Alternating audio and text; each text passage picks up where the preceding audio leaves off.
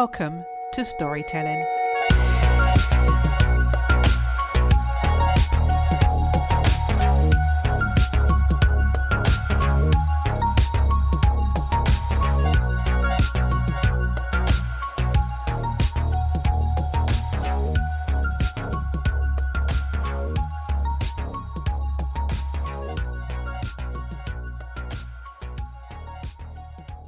This week's guest has an extraordinary blend of Dutch, Caribbean, Asian heritage with over 2 decades of experience in diverse communities.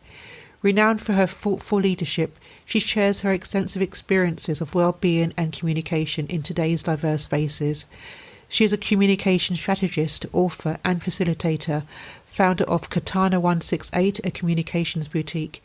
In this episode, she shares details of her book, Drop Your Noise, and shares a hidden power to speak through our sensitivities.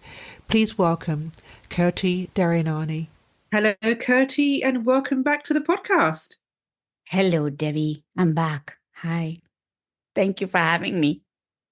Kirti, since we last spoke, you have written a new book, 59 Pocket Slogans, Drop Your Noise. Why is it called Drop Your Noise? Because in this world that we find ourselves in, I notice everyone's very afraid to be themselves, speak their truth or speak their mind or find their words to show up without feeling the fear of either being attacked or get into an argument. Everyone's walking with a lot of defense. So you really dive into these questions right away, Debbie. No, I do, don't I? Yeah, you do. So you have a slogan. The side slogan is the hidden power to speak through your sensitivities. Yeah. Why do you think it's important that we learn to speak through these sensitivities? In this day and age in particular, we face a lot of different things, right? We face generational differences. We face cultural differences. We speak now after COVID, we speak on tech, so location matters. There is power play sometimes that we don't want to talk about because it's awkward. And all of that comes into a conversation. It takes place. And because there's been so much on the news or so much uncertainty in the world, we're finding ourselves being very careful how to speak. But also, on the other hand, because we have been feeling that we're being held back, sometimes it comes out in a lot of anger as well. When it comes to sensitivities, we're not allowing ourselves to stop and check in so much because we're on this sense of anxiousness the whole time. So how can we get rid of this anxiousness? I think for some people, communicating just feels like hard work. It feels like hard work now because we're either trying too hard. And I'll give you an example also. When you go on, let's say LinkedIn, right? Mm-hmm. And everyone is putting themselves out there. They're being told, be authentic. But there's also this bit of a pressure constantly driving in the background to be authentic or be yourself. And then at the same time, you're trying to be yourself, but you're competing with other voices at the same time. Mm-hmm. So that anxiousness is like, I'm trying to create a good impression. I'm trying to create a good impression. And at the end of it, it ends up being not your best friend, if that makes sense to you.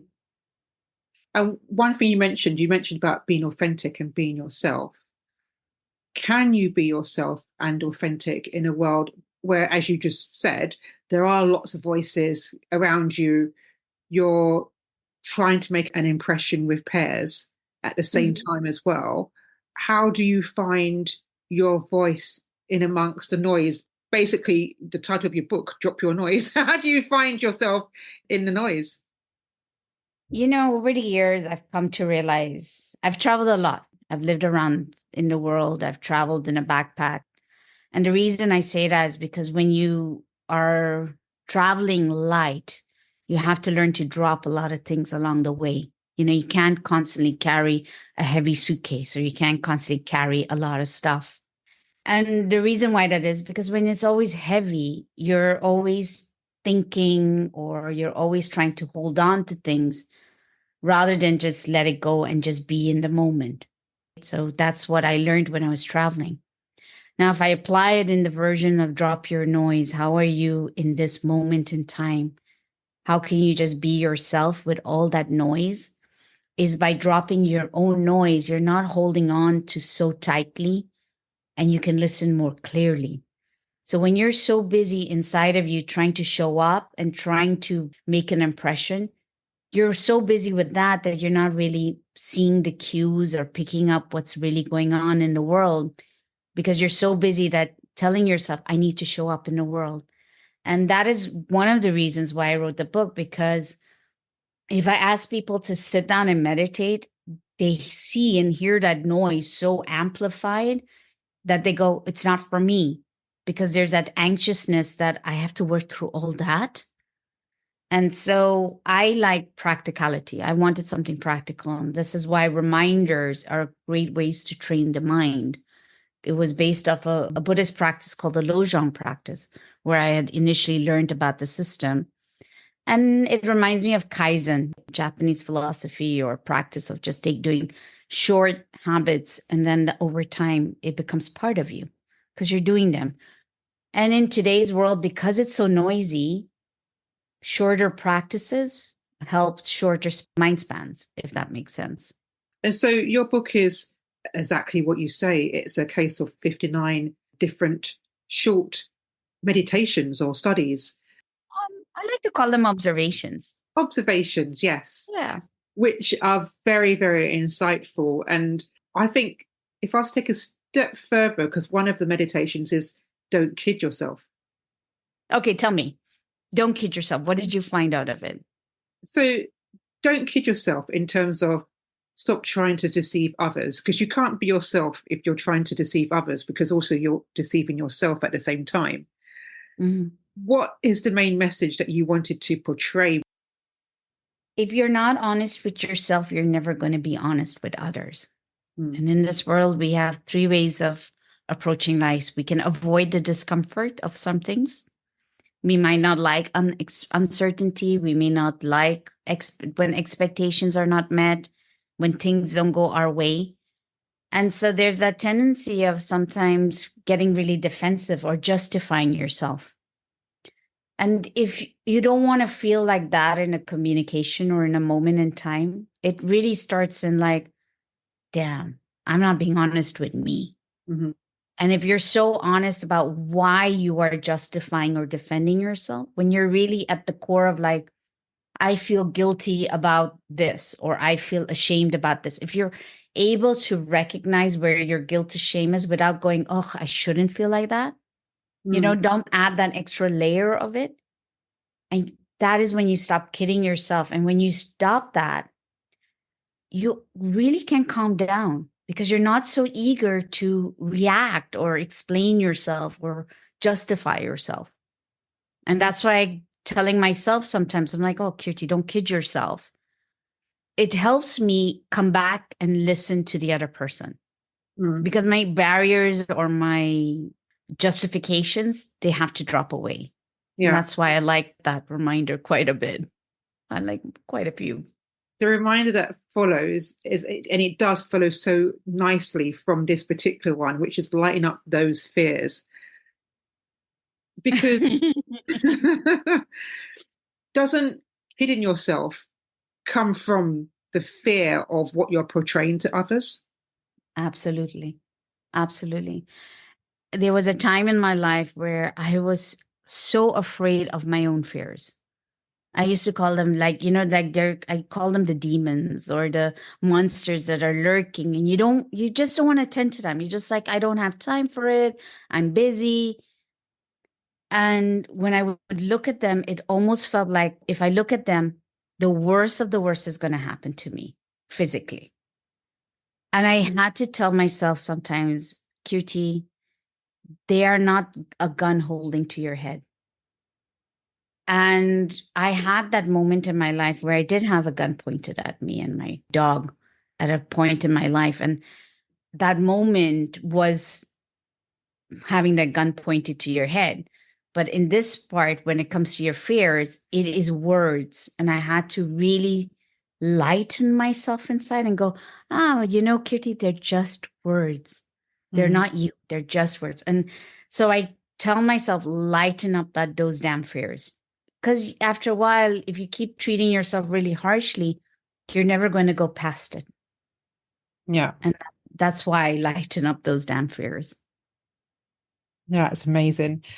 And there's one that really resonates with me because this particular phrase, and I've mentioned this to you previously, changed my world completely.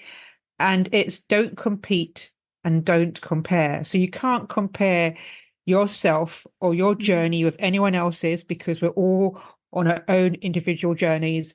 And it was some years ago when I was at lunch with some friends and we were talking about careers and what we've done. And they said, Debbie, you've done so much. You need to stop comparing yourself to other people and look at where you started and look at where you are now. And it wasn't until a year later that message actually really resonated with me. It stopped me in my tracks. And I thought, now I fully understand what they meant. And I don't know what message or what meaning it has for you. I had written this on the opposite end. I had the opposite. I've gone through a lot of rejection in my life and failures.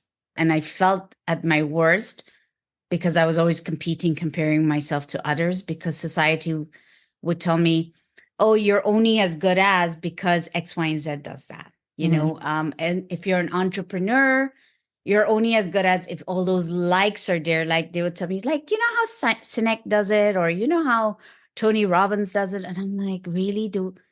Can you just stop comparing me to others? And then much later, I find myself sometimes in conversations where people are competing themselves to my life or comparing their lives to mine. And I'm like, why are you doing that? Please don't do it. Because I find it takes away the beauty of a friendship when you're constantly competing and comparing to one another. We're now going into this like, oh, I can do it too, and you can do it too, and constantly getting advice that you haven't really asked for.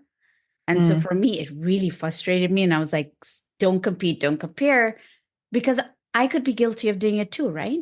So I needed that to bring it into my life as well. And notice if whenever I'm doing it, I have to tell myself, don't compete, don't compare.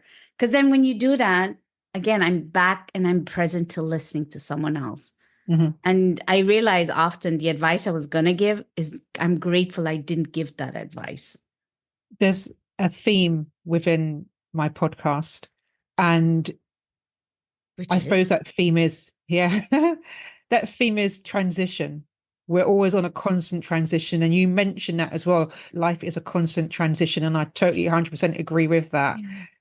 What You're making me appreciate this book more.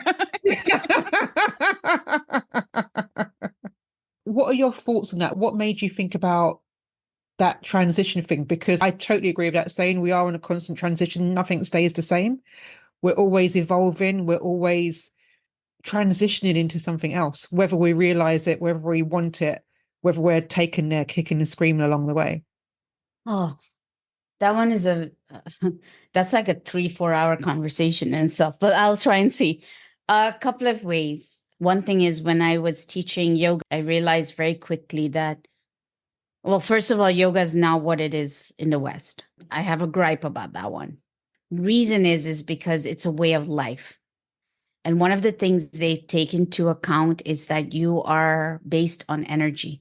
So your energies are always fluctuating. You're never angry all the time. You are moments of anger. You're never happy all the time. It's moments of anger, right? So if you know that it's always fluctuating, that's transition. You're constantly in transition because your energies are never one level. That was one. And the second thing is who you are in your 20s, you're not in your 30s. Who you are in your 30s is not in the 40s. So when you're constantly receiving advice from people about how to be, it has this almost like feeling of constant perfectionism. And that for me, I found very pressurizing in my life, very pressurizing, because it takes away the sense of my identity is creative. I don't look at my identity as a 4x4 box. I feel I'm creative. So 1 minute I'm here, 1 minute I'm doing something else. So noticing just that constantly that you're constantly evolving, transitioning, being creative. It's fluctuant.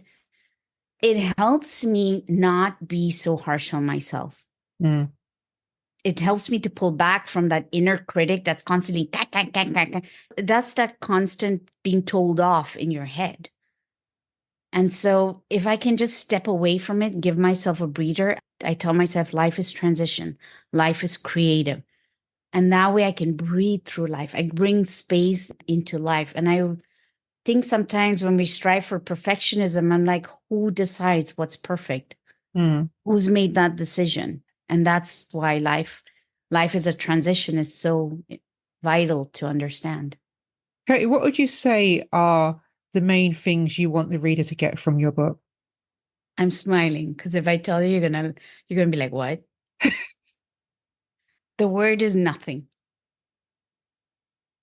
Okay, explain. Well, what is drop your noise? What happens when you drop your noise? What is left? Nothing. Yes. Exactly. And out of nothing is everything. Because out of a blank canvas, you can do what you want. You finally see your choices. So drop your noise, nothing. That's a fantastic response. And as you say, we put so many obstacles in our own way, and we spend so much time blaming others for our obstacles, but we put them there ourselves. We do, and that's why drop your noise. So I Yeah, want you to get nothing out of it. that's brilliant. You know, I find the book really insightful, and I'm sure plenty readers will also find it really insightful as well, and allow us to really drop our noise and to start just living our lives without the Oh, noise that we put in our own heads. Kirti, I just want to thank you for such a refreshing view on life. And thank you so much for being a guest on his podcast. thank you for having me and having a good giggle with me as well. Take care, Debbie. Thank you for having me. Thank you. If you would like further details about Kirti, then please follow links in the show notes.